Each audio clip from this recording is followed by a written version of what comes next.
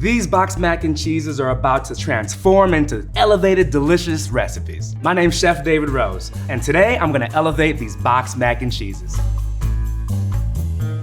Last year I did the Epicurious taste panel with mac and cheese and tasted over 17 boxed mac and cheeses. Really got the wheels spinning as far as utilization through seasonings, flavors, and even emulsifying sauces. We're gonna enhance these boxed mac and cheeses, transform them into completely new, different dishes. Mac and cheese waffle. It's gooey, it's cheesy, and with this waffle, every part is a crispy edge. You gotta have a sauce, so we're making a beautiful cheese sauce. First things first, whole milk.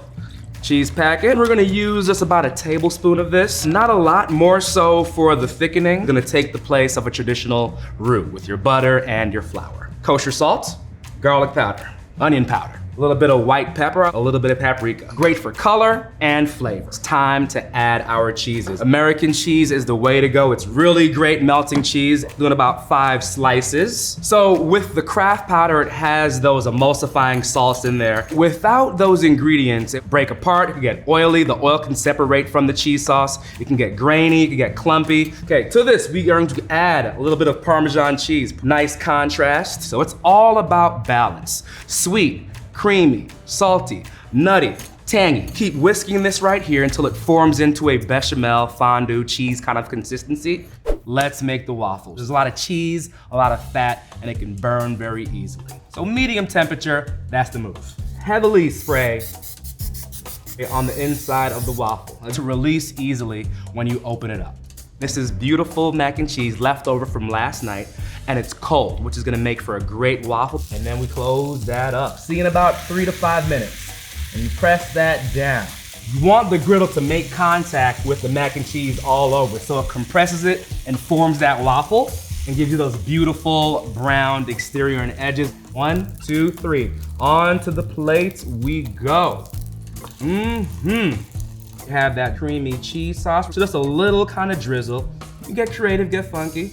A little bit of bacon, you get that salty, meaty note. Let's lighten it up with a nice herbaceous note, fresh chives. The leftover mac and cheese waffle, crispy, cheesy, bacony, 10 out of 10. Flaming hot mac and cheese balls. Bold, spicy, crispy exterior with creamy mac and cheese center. Start with whole milk. Then from there, let's use our packet. What makes it so craveable? MSG. The MSG in there gives it salt, it gives it umami, and it intensifies the flavor of the cheese. Xanthan gum is gonna add as a thickener and an emulsifier by stabilizing sauce as well. The powder is helping emulsify and tightening up the cheese sauce. As we add pepper jack cheese, we want to keep whisking. So I love using pepper jack cheese in a lot of cheese sauces because of the melt factor in there. This is the pasta from the box, already pre-cooked. I didn't rinse it because I want to use that pasta water as another thickening agent. All the cheese wrapped around the pasta. You want to get a sheet pan, spread that out, and let it cool. We have removed our chilled mac and cheese from the fridge, and a couple things happening during that process. 1, the cheese congealed. 2, there's a lot of starch retrogradation going on right now. As it cools, the starches thicken and actually get even more emulsified as it just hangs. It's gonna keep that ball form and not fall apart. We wanna roll it into about a 2-inch diameter, about the size of a golf ball. From there, a 3-stage breading process. We have our seasoned flour, just a little bit of AP flour, salt and pepper. We have our egg wash, and then the last part right here, I literally pulverized the Flaming Hot Cheetos and combined that with panko in a food processor. So that way I'm getting the nice flavors from the Flaming Hot Cheetos and also giving it a nice crunch. We have our frying oil here at about 360, 370 Fahrenheit. Don't want it too hot to go too fast, because even though the mac and cheese is cooked, we wanna allow it to reheat. Super hot, fresh out the oil, adding a little bit of Flaming Hot crumbles on there as well. It's actually a chili concentrate. The more you eat, the more that heat develops in your mouth. And that's purposely done to have that craveable flavor when it's combined with that MSG. And then from there, we dust the cheese powder on there at the Cheetos. Just a little bit. Flaming hot mac and cheese balls coming at you. That's a thing of beauty. Kind of brings a tear to my eye. Nashville hot cheesy fried chicken with Goodles cheddar mac. We're gonna fry our chicken and give it a little dust at the end. It's gonna be good.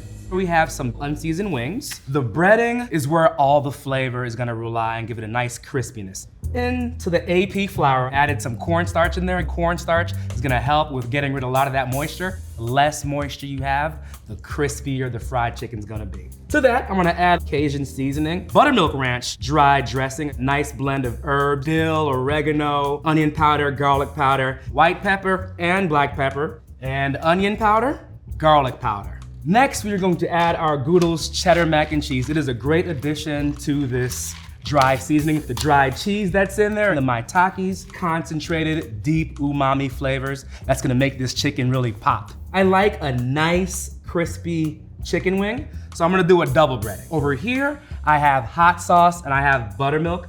The buttermilk is gonna help tenderize, also give it a nice tang, and the hot sauce, we are making Nashville hot, so a little bit of heat goes a long way. And then right back into that seasoned breading. By double breading it like that, it's gonna get these wings nice and dry, remove that moisture, and also get a nice crispy exterior. We have our Dutch oven right here. It's very important to have the appropriate oil. Canola, peanut oil, something with a high smoke point. You don't wanna overcrowd the Dutch oven or the cast iron. The more meat you put in there, that's gonna bring down the temperature. And we need that hot temperature to get a nice golden brown crust. Flip that, you see that right there?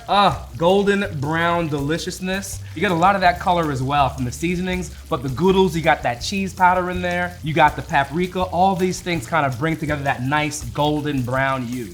When that chicken is piping hot, you salt it and finish that, but we're gonna get a lot of that salt from dehydrated buttermilk ranch dressing. All those flavors are super concentrated and super fortified when it's dried. Same thing with the cheese powder. There's a little bit of buttermilk in there as well. It has actual cheddar cheese in there, salt, and a little bit of dried maple syrup for a hint of sweetness. So what we have here is our hot oil. Brush that, just really adheres and just soaks up all that deliciousness. The bread is gonna act as a vessel, and the pickles add a real nice brininess, a nice tang, and a little bit of acidity to kind of cut through the fattiness of the chicken. And there you have it.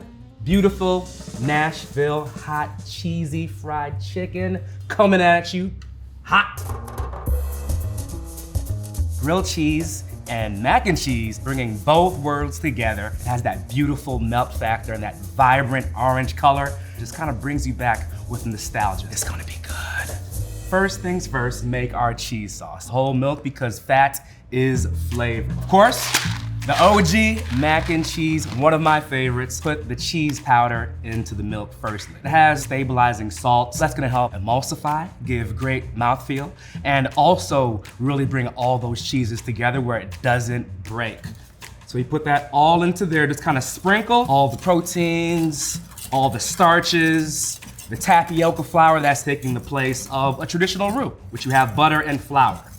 That's gonna help thicken and give us a nice, rich mouthfeel and texture. Once that starts to bubble up, we're gonna add the rest of our cheeses in there. American cheese, one of my favorites. It has whey, which thickens it up, creamy texture. You want all that beautiful cheese sauce to stay inside of the bread where you want. If it's too loose, not enough cheese, kind of liquidy, kind of watery, it'll run out, and that's no bueno. Add some contrasting flavors and texture with a dry, nutty Gruyere. Add a little salt, a little pepper. You see that nappe-like consistency? Nappe, another fancy French word for the thickness. When you run your finger through something, you see the streak, and the sauce adheres and sticks to that beautiful spoon. You see that? For this grilled mac and cheese, we're using the entire box. The pasta, the packet, literally want all that beautiful cheese sauce. Get it nice and al dente, not too soft. So what I have here, one of my favorite breads, sourdough. Mayonnaise is great for getting that beautiful GBD on the outside of the bread. What is GBD, you ask? Golden brown delicious. Okay, after about a minute, the mac and cheese is thickened up a little bit, but it's not cold. You don't want to put too much in there where it overflows, it makes it hard to flip, but just enough edge to edge, and also be a really good mac and cheese to bread ratio. So about 3 to 5 minutes on each side, nice medium heat, developing those beautiful golden brown exterior, that nice crispy edge on both sides. Mac and cheese and grilled cheese in one. I present to you the grilled mac and cheese sandwich. Isn't she beautiful? Cheeseburger helper tortellini. Pasta, tomatoes, and cheese. Buttery, it's creamy, it's cheesy, paired with the anise shells and white cheddar. I actually like this one a lot because it doesn't have any artificial flavors in there, so it tastes like real cheese, because there's real cheese in it. Ground beef. We have a little bit of salt, pepper, paprika, tomato paste, Worcester. We're gonna add a little bit of the anise white cheddar. Now, even though this is gonna be the filling, we wanna add that cheese flavor in every single bite, every single step along the way. With the real cheese that's in here, the lactic acid, you get a nice mouthfeel, and the cornstarch is gonna help thicken. Splash of heavy cream. It's gonna allow the filling to be tight and firm, but that looks pretty good to me, would you say? So let's make our cheesy tomato sauce. Really simple. We're gonna add our whole milk, not stress the importance of making sure that this milk and this heavy cream is hot. The better you do that, the cheese will melt properly, it won't clump or fall apart. Hot liquid, perfectly cheesy sauce.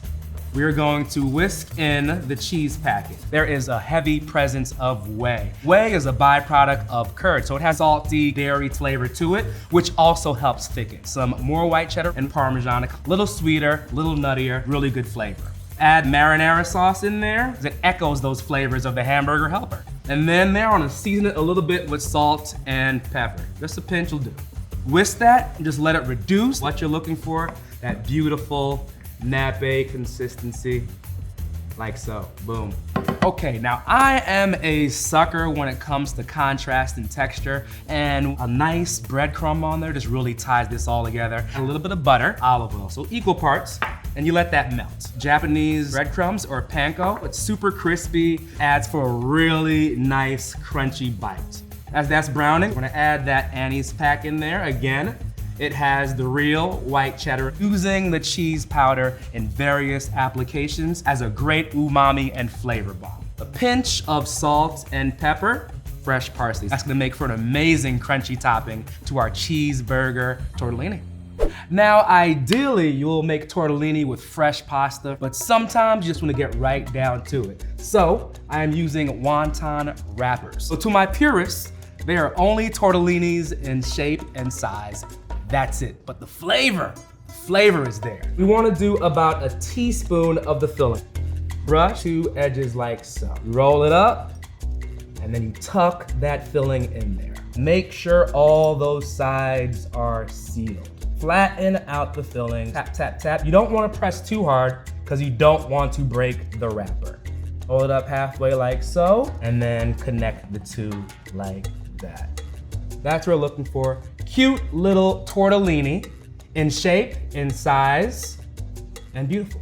If you had too much cheese, too much dairy, too much milk, or heavy cream, it'll be very loose, and it would not be very tight for a filling anything. You wanna have tight filling, and that works really well with the thickening agents in the cheese packet. What we're gonna do now is make a brown butter, allowing those milk solids to have that Maillard reaction where it's browning and caramelizing and intensifying. Goes from a golden yellow hue to a nice brown peanut butter type color.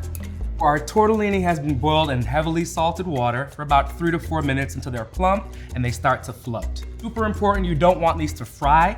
You wanna get a nice mellow browning on there, and then we start to play. Cheese sauce right here, a nice little base of that right in the middle.